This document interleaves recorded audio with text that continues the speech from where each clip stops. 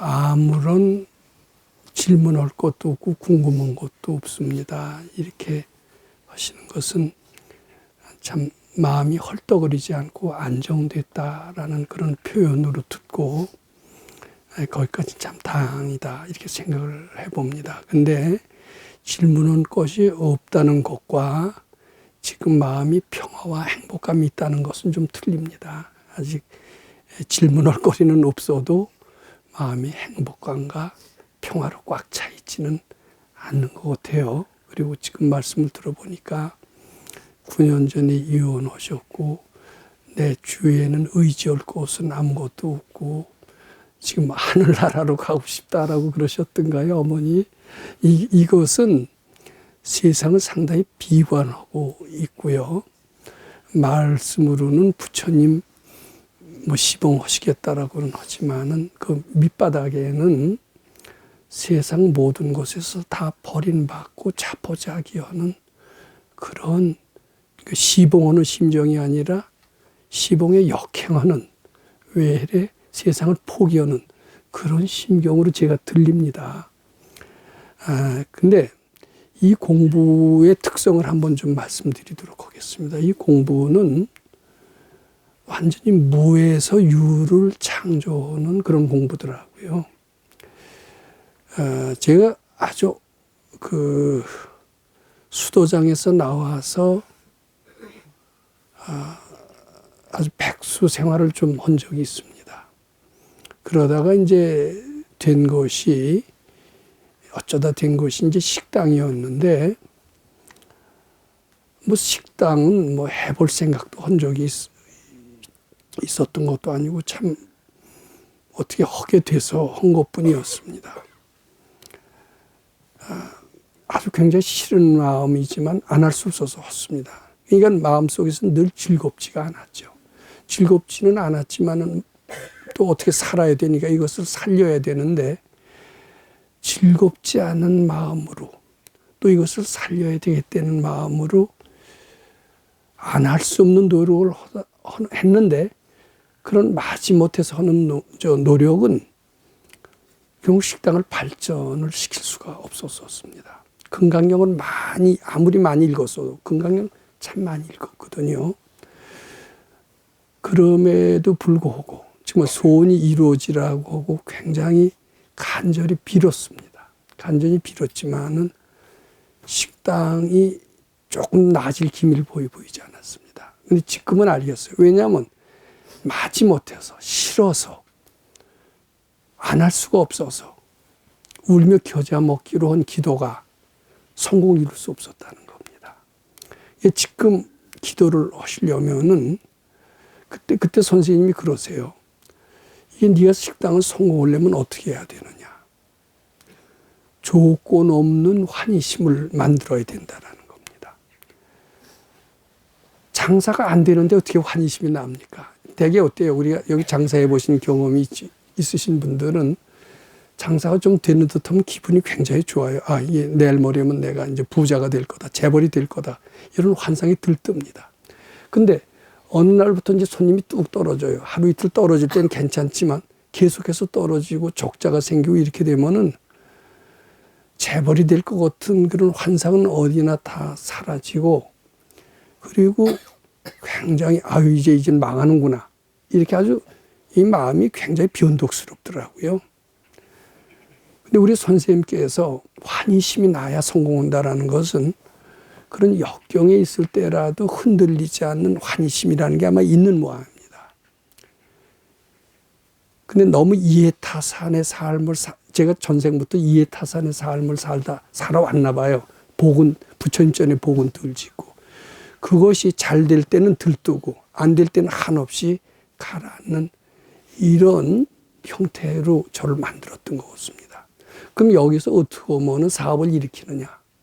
역경이 됐을 때라도 좌절하지 않고 흔들리지 않는 마음, 부처님에 대한 환희심을 일으켜라. 그 환희심이 역경에 있는 너를 벗어나서 안정된 마음으로, 그리고 기적을 창조하는 그런 불사로 이어질 것이다. 이제 이런 내용이었습니다. 쭉 그 일생을 그 선생님 가르침을 되돌아봐도 조건 없는 환심이 우리 속에 있어요, 본래. 근데 우리 업장에 뒤덮여서 그걸 발견하지 못하는데, 자꾸 바치다 보면은 현실은 막막하고 아무 희망이 없는데도 환심이 나오는 수가 있습니다. 그 환심은 믿을 수 있습니다. 그 환심은 기적을 일으키게 하고 역경에서 벗어나게 하고 다 망해갔던 사업을 성공시킬 수가 있게 되는 겁니다. 제가 지금 선생님 그래도 욕심이 적으셔서 현실을 그렇게 고통스럽게 덜 생각하시는 것 같습니다. 그건 참 다행인데, 지금 모든 것을 바라는 마음을 다 버리시고 그저 아침에 눈 뜨면은 건강경은 읽으십니까? 하루에 몇 독 정도 넣으십니까? 새벽 1시에 출발해서 자기 전까지 네. 한 3독에서 8독 정도. 네. 그래도 건강경 읽기 전보다는 훨씬 좀 마음이 편안하시죠. 근데 편안하시지만은 그것이 이제 부동의 환희심이라고는 아직은 하기가 어려울 것 같습니다.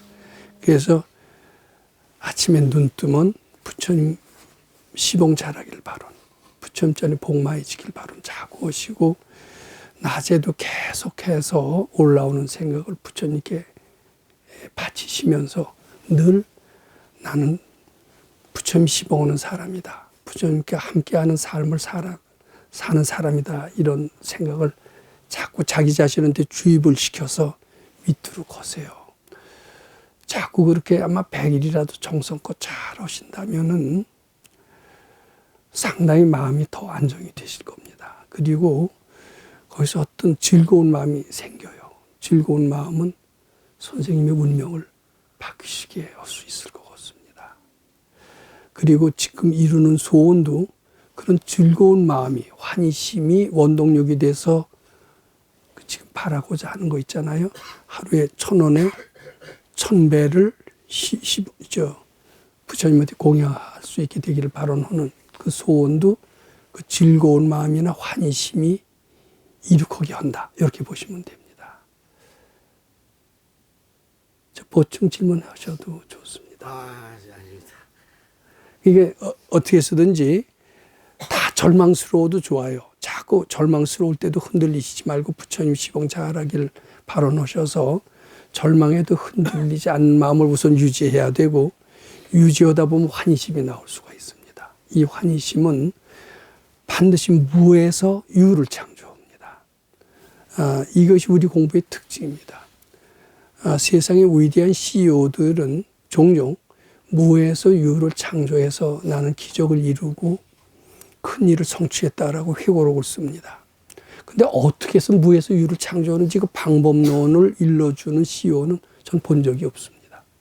근데 뒤늦게 제가 참 어려운 세월을 많이 보내왔습니다만은 이 금강경 공부에서는 완전히 무에서 유를 창조할 수 있어요. 즉, 그건 달리 말해서 세상의 상막하고 다 포기하고 나는 가진 것이 제로고 이런 막막한 심경이 될 때가 있습니다. 그럼 거기서 어떻게 벗어나겠습니까? 그 생각이 착각인 줄 알고 자꾸 바치라는 겁니다. 그 생각은 꿈과 같이 허망한 줄 알고 그 생각에서 벗어나라는 겁니다. 벗어나려고 노력하고 자꾸 바치다 보면 벗어나질 수가 있고 그런 삭막한 마음에서 즐거운 마음으로 바뀌게 될 수가 있습니다. 다행히 여기는 돈 내라고 하는 데가 아니잖아요. 빈손으로 오셔도 돼요. 빈손으로 오면서 뭐 회비고 뭐고 뭐 안 내시고 열심히 한번 해보세요. 단지 즐거운 마음으로만 오신다면은 언젠가 반드시 환희심을 체험하고 그 결과 완전히 달라진 인생으로도 저는 바뀌게 될 수 있지 않을까 이렇게 생각을 해봅니다.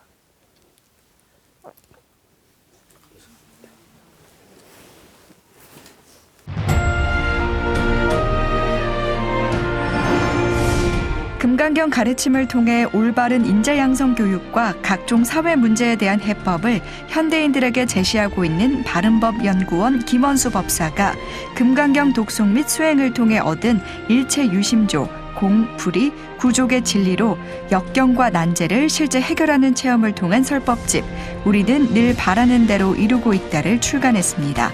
구입은 전국 서점에서 가능하며 문의는 청우당 02-337-1636번입니다.